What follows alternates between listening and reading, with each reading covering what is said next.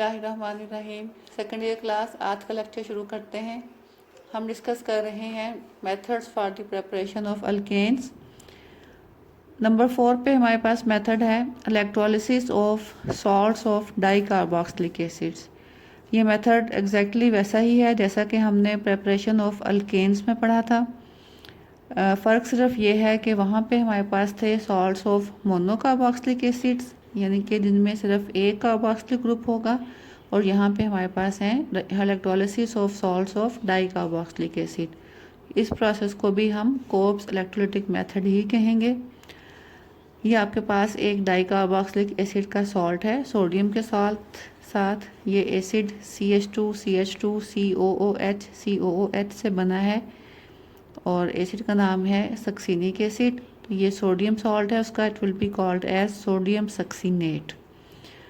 इसमें से जब हम इसके एक्वस सोल्यूशन में से जब हम इलेक्ट्रिक करंट पास करेंगे, यहाँ पे ये हमने वाटर मेंशन किया है तो ये बता रहा है कि इसका हम एक्वस सोल्यूशन यूज़ कर रहे हैं। जब हम इसमें से इलेक्ट्रिक करंट पास करेंगे तो ये आयोनाइज हो जाएगा नेगेटिव और पॉजिटिव आयंस में। नेगेटिव आयंस ये बनेंगे सक्सिनेट आयन और sodium ions as positive ions. Next step में जैसा कि हम पहले भी डिस्कस कर चुके हैं, negative ions will move towards anode, that is the positive cathode. Anode पे जो प्रोसेस होता है that is called as oxidation, यानी एनोड पे जाके ये नेगेटिव आयंस इलेक्ट्रॉन रिलीज़ करेंगे। क्योंकि दो नेगेटिव चार्जेस हैं, दो इलेक्ट्रॉन रिलीज होंगे तो आपके पास बनेंगे फ्री रेडिकल्स। इन दोनों ऑक्सीजन के ऊपर एक एक अनपेयर्ड इलेक्ट्रॉन बनेगा तो आपके पास सक्सिनेट फ्री रेडिकल्स बनेगा। Succinate free radical will lose 2 molecules of carbon dioxide. एक मॉलिक्यूल एक कार्बोक्सिलिक ग्रुप से, दूसरा मॉलिक्यूल कार्बन डाइऑक्साइड का दूसरे कार्बोक्सिलिक ग्रुप से निकलेगा। तो इस तरह से ओवरऑल 2 मॉलिक्यूल्स कार्बन डाइऑक्साइड के रिलीज होंगे और यहाँ से एक बॉन्ड इन 2 कार्बन्स के बीच में शिफ्ट हो जाएगा। We will get CH2 double bond CH2। तो ये आपके पास एक अल्कीन बन गई।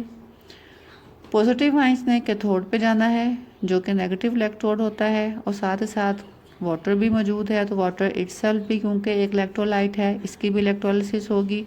जो इलेक्ट्रॉन एनोड पे रिलीज हुए थे they will be taken up by water molecules to form hydroxide ions and hydrogen gas. Hydroxide ions will combine with sodium ions at cathode to form sodium hydroxide। तो overall reaction आपके पास ये है कि आपके पास इथीन बनेगा, hydrogen gas बनेगी, सोडियम हाइड्रोक्साइड और कार्बन डाइऑक्साइड गैस रिलीज होगी। तो ये हमारा प्रोसेस है to produce alkenes from the salt of dicarboxylic acid by Kolbe's electrolytic method. Last method to prepare alkenes is partial hydrogenation of alkynes। Partial mean incomplete, यानी कि हमने alkyne को completely हाइड्रोजनेट नहीं करना है, क्योंकि आपको पता है कि अल्काइंस में होते हैं कार्बन कार्बन ट्रिपल बॉन्ड। तो अगर हम इसको कम्प्लीटली हाइड्रोजनेट करने का मतलब ये है कि हम इसके दोनों पाई बॉन्ड्स को ब्रेक करके वहाँ पे हाइड्रोजन ऐड कर दें, तो उस सूरत में तो हमें अल्केन मिलेगा। लेकिन हमने बनाना है अल्कीन, इसलिए हम इसका सिर्फ एक पाई बॉन्ड जो है उसको हाइड्रोजनेट करेंगे। हाइड्रोजनेट मीन कि उसको ब्रेकअप करके वहाँ पे हाइड्रोजन ऐड होगी। तो इस पर्पज़ के लिए हमें क्या करना पड़ता है, आपको पता है कि प्रोसेस ऑफ हाइड्रोजनेशन जो है ये मेटालिक कैटलिस्ट की प्रेजेंस में होता है। हमने लास्ट टाइम डिस्कस किया था। निकल या प्लाटिनम या प्लाडियम हम एज अ कैटलिस्ट यूज़ करते हैं। लेकिन अब क्योंकि हमने सिर्फ एक पाई बॉन्ड को सैचुरेट करना है हाइड्रोजन से, तो उसके लिए प्रोसेस ये होता है कि हम कैटलिस्ट जो यूज़ करते हैं उसको पॉइज़न कर लिया जाता है। कैटलिस्ट को पॉइज़न करने का मतलब ये है कि कैटलिस्ट की एक्टिविटी कम करने के लिए हम उसमें कुछ ऐसा सब्सटेंस ऐड करते हैं जो उसकी एक्टिविटी को कम कर देता है। उसका नतीजा ये होता है कि रिएक्शन जो है कंप्लीट होने से पहले रुक जाता है। इस तरह से अल्काइन में दोनों पाई बॉन्ड जो है वो सैचुरेट नहीं होंगे, सिर्फ एक पाई बॉन्ड सैचुरेट होगा। तो इस पर्पज़ के लिए हम यहाँ पे यूज़ करते हैं catalyst which is palladium based upon barium sulphate. Palladium के बारीक पार्टिकल्स, फाइनली डिवाइडेड पार्टिकल्स को बेरियम सल्फेट के ऊपर एब्जॉर्ब किया जाता है और इस कैटलिस्ट को इसमें ऐड किया जाता है या इसको ट्रीट किया जाता है क्यूनोलिन से। क्विनोलिन भी एक ऑर्गेनिक कंपाउंड है जो कि इस कैटलिस्ट के लिए पॉइजन का काम करता है, यानी इस कैटलिस्ट की एक्टिविटी को कम कर देता है। ये सारा कैटलिस्ट जो आपके पास बना, palladium based upon barium sulfate and poisoned with quinoline, that is called as Lindlar's catalyst। तो हम यूज़ करेंगे Lindlar's catalyst।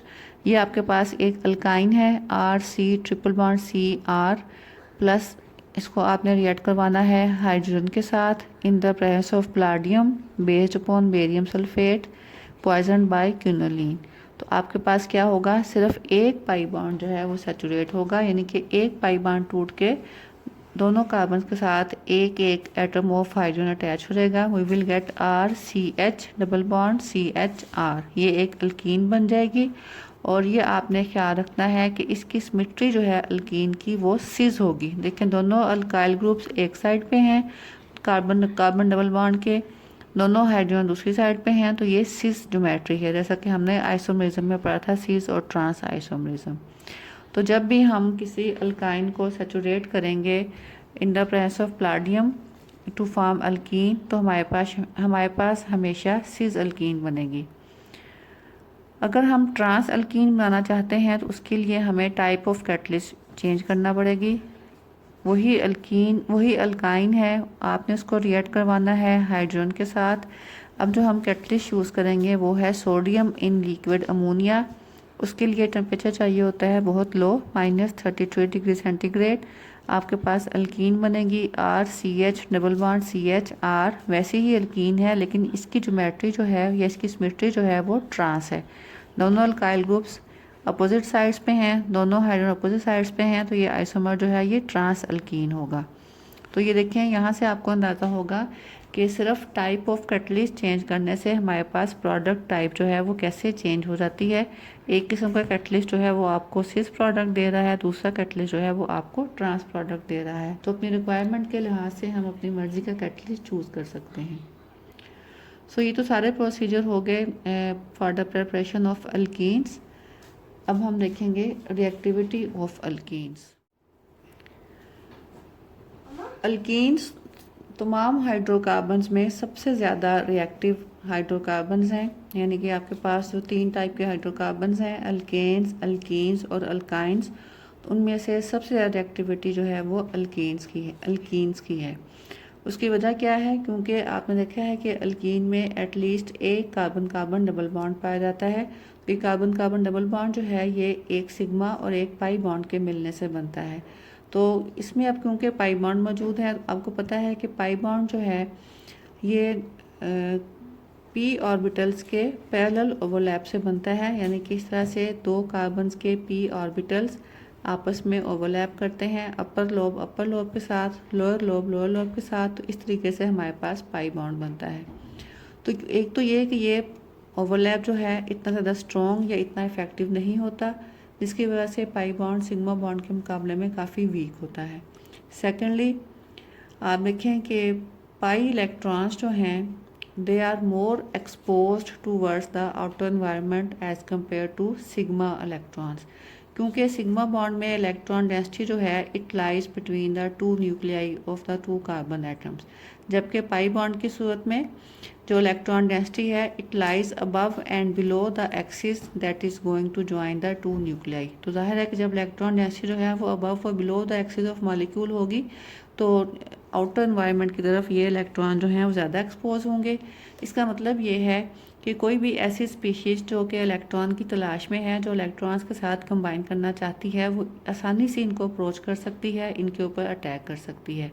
यही वजह है कि अल्कीन्स जो हैं they are much more reactive as compare to alkanes, क्योंकि अल्केन्स में कोई पाई इलेक्ट्रॉन्स या पाई बॉन्ड मौजूद नहीं होता है।